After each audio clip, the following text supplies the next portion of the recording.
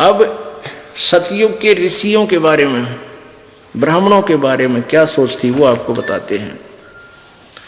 414 पृष्ठ पे इसी देवी पुराण के ये देखिएगा, ये छठा स्कंद और पृष्ठ नंबर 414 पे ये है संक्षिप्त देवी भागवत छठा स्कंद। जन्मे जय ने पूछा महाभाग किस युग में कैसा धर्म का स्वरूप है, इस संपूर्ण विषय को विशेष रूप से बताने की कृपा कीजिए। ये writer of Purana Veda and Gita Vyas ji ये सब का लेखक है। और ये क्या बोल रहा है देखना, व्यास जी बोले राजन यह निश्चय है कि सतयुग में ब्राह्मण वेद के पूर्ण विद्वान थे और उनके द्वारा निरंतर भगवती जगदम्बा की आराधना होती थी।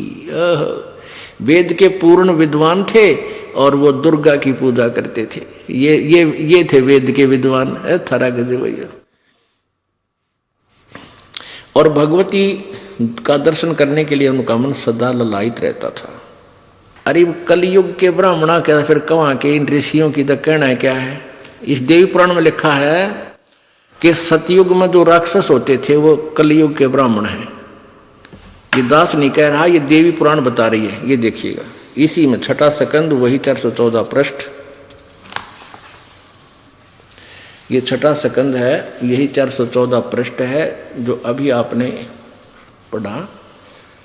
इसी में यह देखो, धर्म की यह सतिथि त्रेता में रही परंतु कुछ ह्रास हो गया। सतयुग की जो सतिथि थी वह द्वापर में विशेष रूप से कम हो गई। सतयुग से चल रहा है युगान।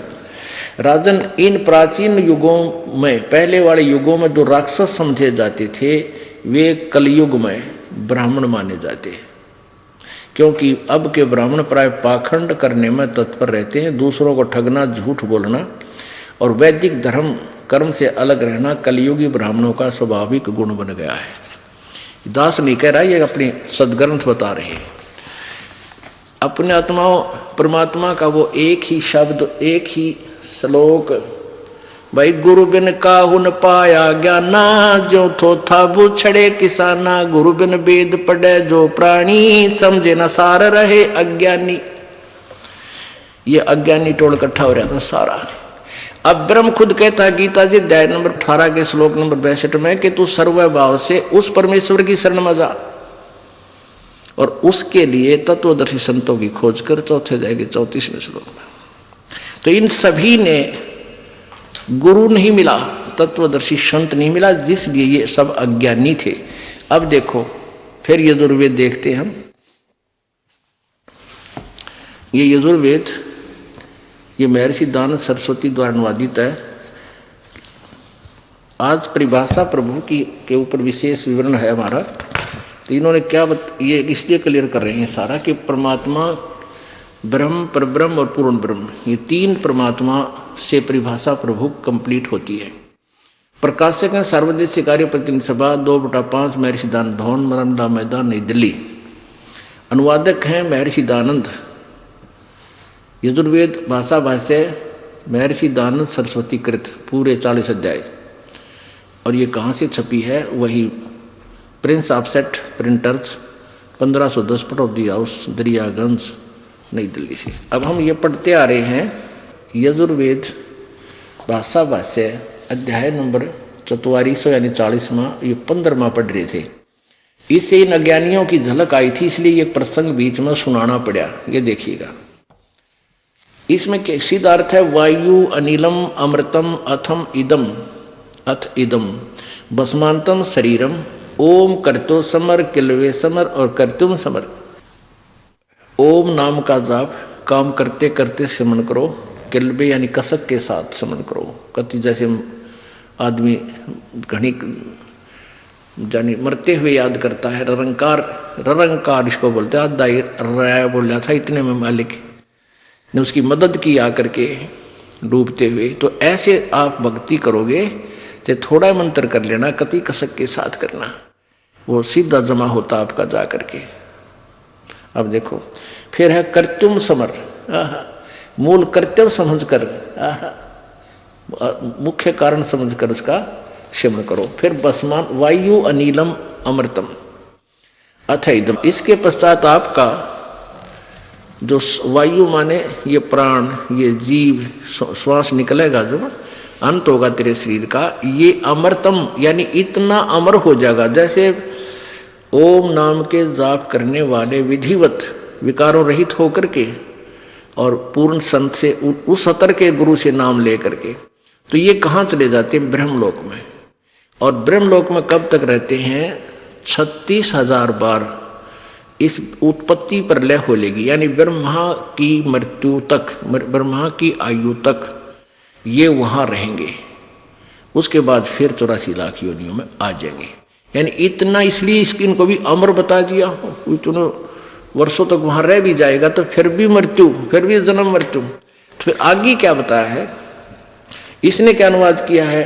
वेद ज्ञानहीन प्राणी ने, महर्षि दानंद ने, हे कर्म करतो करते कर्म करने वाले जीव, तू शरीर छूटते समय ओम का नहीं, ये ओम ब्रैकेट में संस्कृत है, ओम इस नाम वाची ईश्वर को, जिस ईश्वर का ओम नाम है उस ईश्वर का स्मरण कर, नोट ओम का।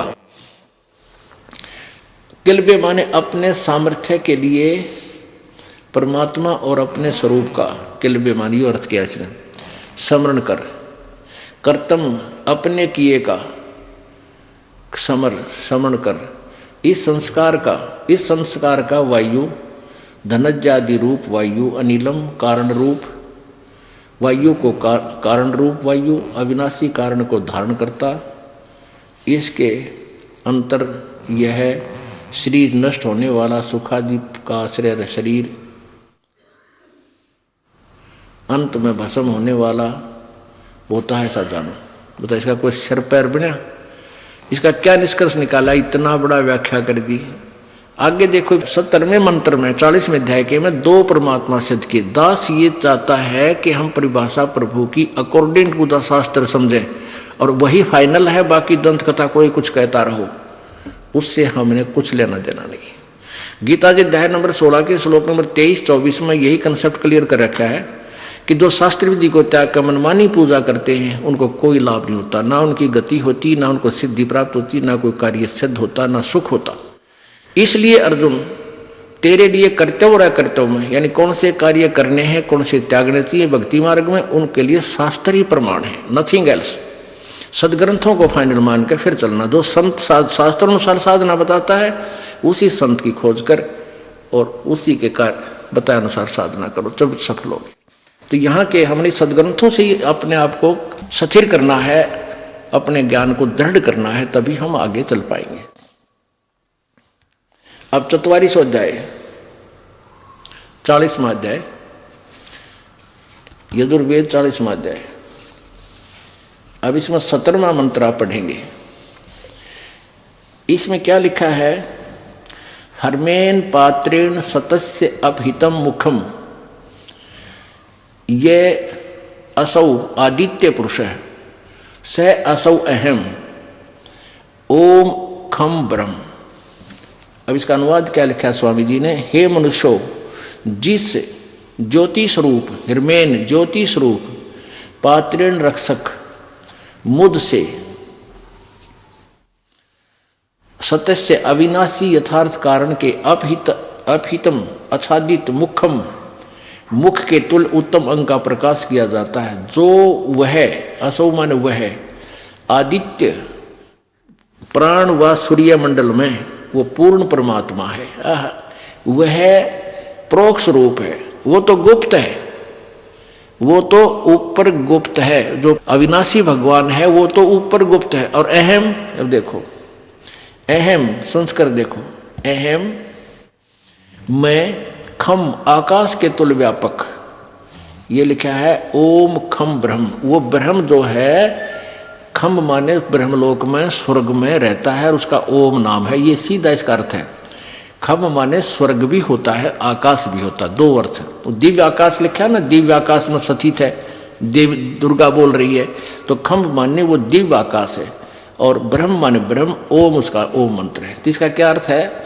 वह परमात्मा तो पूर्ण परमात्मा है, वह परोक्ष रूप है, यहाँ है लिखना था, ये उड़ जा रहा है। और वेद ज्ञान दाता कहता अहम, यहाँ से अहम, ओम ब्रह्म खम खम खम ब्रह्म, अहम माने मैं, खम माने आकाश के तुल्य व्यापक, आकाश दिव्य आकाश में ब्रह्म सबके गुण कर्म और स्वरूप करके अधिक हूँ। अब सीधा लिखा मैं ब्रह्म हूँ, इससे कि देख ले मैं आकाश में रहता हूँ उस खम में, और मैं ब्रह्म सबके गुण कर्म और स्वरूप करके अधिक हूँ। यार इन्हें लिख दे मैं ब्रह्म हूँ और सबका रक्षक जो मैं उसका, ये ओम और भी लिख दिया, ओम सबका रक्षक जो मैं हूँ, ओम ऐसा नाम जानो। पढ़ो जो पढ़ो जो। अब यहाँ इसका अर्थ, हाँ ये दास ये कहना चाहता था कि दो परमात्मा इस यजुर्वेद भी सिद्ध कर रहा है, दो भगवान दो प्रभु। एक तो ये ब्रह्म है वो ये, और एक पूर्ण परमात्मा, एक परमात्मा एक पूर्ण परमात्मा, दो भगवान हो गए। तो हम ये ऐसे परिभाषा प्रभु की जाननी है कि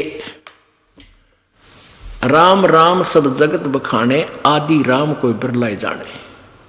हमने जैसे प्रसंग चला था कि राम नाम रटते रहो जब तक घट में प्राण, और कदे तो दीन दयाल के भनक पड़ेगी कान। और यही वेद बता रहे हैं कि अंतिम श्वास तक जब शरीर छूटा तब तक मालिक का नाम जपो। पर कौन से राम का?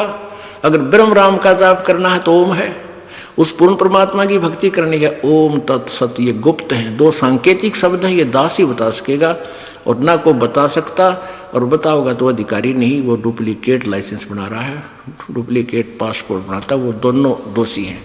तो इसलिए इस दास से ही उपदेश लेकर आपको इस उस राम की भजन करो, उस रब का जो दाता है कुल सब का।